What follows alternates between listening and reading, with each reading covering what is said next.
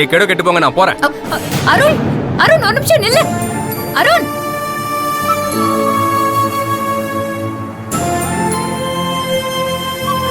ஏய் ஏய் நில்லுடா. கையெடு.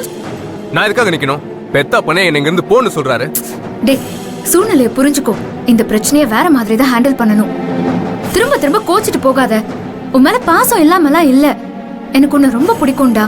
ப்ளீஸ் வீட்டுக்கு போ, மத்ததெல்லாம் அப்புறமா பேசிக்கலாம். நான் சொல்றத நல்லா கேட்டுக்கோ. அப்பா வேணா என்ன புள்ள இல்லைன்னு ஒதுக்கி வைக்கலாம், ஆனா எனக்கு புள்ளன்ற கடமை இருக்கு.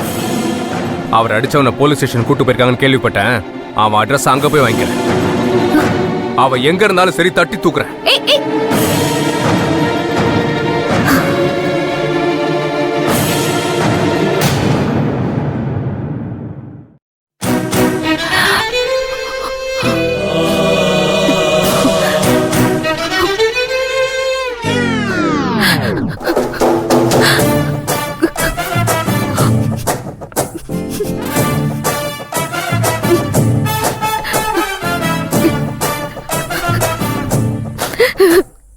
ரோகிணி, என்னாச்சு?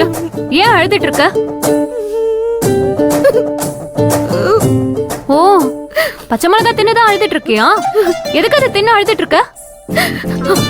கதிர் சொல்லிட்டு போனதை நினைச்சு நான் அழுது பார்த்தேன். கண்ணீரே வரல. அதான் இத தின்னு கண்ணீரை வர வச்சேன். லூசா, என்கிட்ட கேட்டிருந்தா நானே கிளிசரின் தந்திருப்பேன்ல. ஏய் சும்மா இரு.